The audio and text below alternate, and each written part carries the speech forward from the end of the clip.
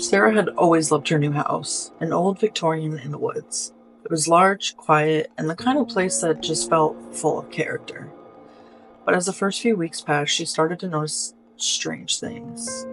At first, it was just small noises, scratching, tapping, like something was hidden in the walls. She brushed it off, thinking it was the house settling. One night around midnight, though, she woke up to the sound of something moving in the dark. At first, she thought it was just the wind, but then came the scraping again. Only this time it was louder, more deliberate. She lay in bed, heart pounding, trying to convince herself it was just the house. But the noise grew more distinct, and her thoughts raced. Someone was inside the walls. Terrified, Sarah grabbed her phone and called her neighbor, an elderly woman named Mrs. Wilkins, who had lived in the area her entire life. When Sarah told her about the sounds, Miss Wilkins went silent for a moment before responding in a hushed voice. "Don't go looking for it, dear. He's still there." "Who?" Sarah asked, trying to keep her voice steady. "The man," Miss Wilkins replied. "The one who used to live there. They say he died in the walls. He was a very dangerous man." The line went dead before Sarah could respond. The next day, curiosity got the best of her. She began to inspect the walls of the house. It wasn't until she entered the attic that she discovered something disturbing. Behind the insulation, she found a small door, a hidden crawl space. The door was sealed shut, but the scratches were louder now, coming from within. Her hands trembling, Sarah pried it open, her breath caught in her throat. Inside, she found an old newspaper clipping and a journal that seemed to belong to the previous owner. The journal spoke of a man who had been locked away in the walls by his own family, driven mad by years of isolation. He had written about the way the walls whispered to him, how he could hear voices, and how they promised him that if he waited long enough, he could live again. Suddenly the lights flickered, and a cold breeze swept through the attic. Sarah turned just in time to see a shadowy figure move along the far wall. The figure was tall, emaciated, and its face, if it could be called a face, was a featureless mask of pale skin. It was staring directly at her. She stumbled back, her heart racing, and in that instant the wall behind her cracked open. A hand, pale, twisted, reached out and grabbed her wrist. She screamed. The man's fingers were as cold as ice, but his grip was strong. His mouth moved, as if trying to say something, though no sound came out. With all her strength, Sarah wrenched herself free and ran down the stairs, out of the house and into the dark woods.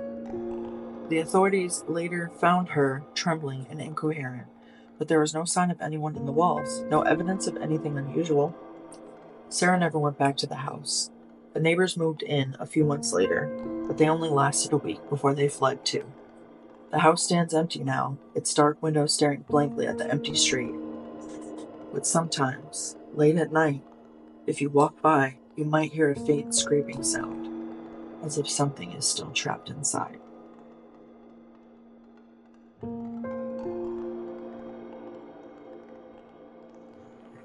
It was the fall of 2016 when my friend Sarah invited me and a couple other friends for a weekend trip to a cabin deep in the woods. The cabin was owned by her family and had been passed down through generations. It was isolated, surrounded by tall trees, and about a 2-hour drive from the nearest town. Sarah had spent a lot of her childhood summers there, so she knew the place well and assured us it would be the perfect escape from the hectic city life. The drive out was uneventful, but the closer we got to the cabin, the more the dense woods seemed to close in around us. The air grew cooler and the trees seemed to grow taller and more foreboding. We arrived just before dark, the sun slipping beneath the horizon as we pulled up to the cabin. The place looked old but well maintained, with ivy creeping up the stone walls and moss covering the roof. It was charming in a rustic way, but there was something strange about it, something unsettling. After we unloaded our bags, we decided to explore the property a bit before it got dark.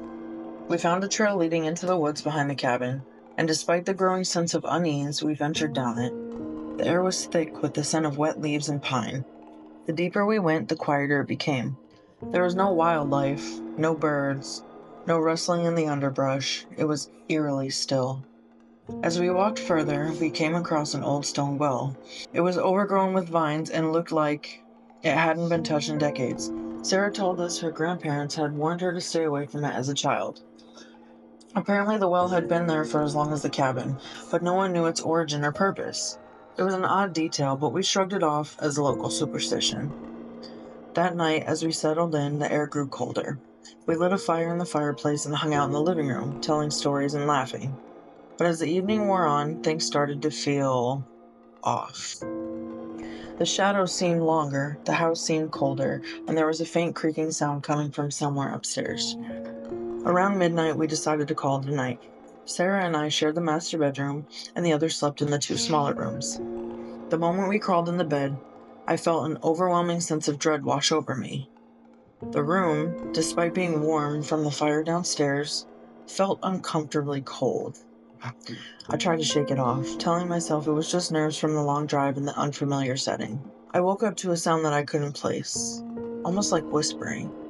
At first, I thought it was one of my friends talking in their sleep, but when I looked over at Sarah, she was still sound asleep beside me. The whispering grew louder, but it wasn't coming from the other rooms. It was coming from the hallway outside her bedroom. I held my breath, straining to hear. The whispers seemed to form words, but they were too quiet and muffled to make sense of. Then, as if in response to my growing panic, the bedroom door slowly creaked open. I froze. The door opened just a few inches, but enough for me to see into the dark hallway. No one was there, but I couldn't shake the feeling that something was watching me from the other side. My heart pounded in my chest as I slowly turned to Sarah, gently shaking her awake. "Sarah," I whispered, my voice trembling. "Did you hear that?" She groggily blinked at me, then turned toward the door. "I don't hear anything. Go back to sleep." But I couldn't. I lay there wide-eyed, staring at the door for what felt like hours. Eventually, I must have drifted off, but my sleep was fitful and filled with strange dreams. Dreams of figures standing just outside the door, whispering my name. The next morning, I tried to tell the others what had happened, but no one seemed particularly concerned. Sarah laughed it off, saying the house had a few creaky old doors and maybe a branch had brushed against the window. But something in her voice didn't sound entirely convincing. It was as though she didn't want to acknowledge what might have happened. The day was uneventful until evening fell again. That night, we decided to stay inside and play cards by the fire. But as the hours passed, the temperature inside the cabin dropped drastically. Even with the fire roaring, the room felt cold and uncomfortable. The creaking upstairs started again, but this time it was accompanied by a slow dragging sound, like something heavy being dragged across the floor. Nervously, we glanced at each other, but no one spoke. I felt the tension building, the air growing thick with something I couldn't name. We tried to ignore it, but when we heard a loud thud from upstairs, followed by footsteps that seemed to move across the floor above us, it was impossible to pretend like everything was fine. "I think we should go up there," I suggested, though my voice was barely a whisper. "No way," Sarah said quickly. "That's just the old house settling. You're all getting spooked over nothing." But I could see the fear in her eyes. Reluctantly, we agreed to check out the upstairs anyway. As we made our way up the narrow staircase, the temperature dropped even more, and the air felt heavier. The upstairs hallway was dark, with only the dim light from the staircase guiding our way. The creaking continued, and the dragging sound seemed to move toward the attic door at the end of the hall. We stood there for what felt like an eternity, too scared to move. Finally, Sarah gathered enough courage to approach the door to the attic.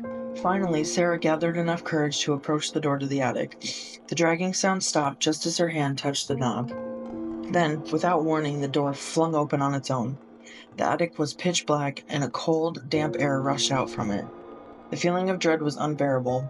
We were all frozen in place, but none of us dared to move closer to the attic. "Let's get out of here," Sarah said, her voice shaking. "Now!" We didn't need to be told twice. We quickly retreated downstairs, not even bothering to turn off the lights. The rest of the night was a blur of tense silence, with no one willing to sleep in the master bedroom with the door that had opened by itself.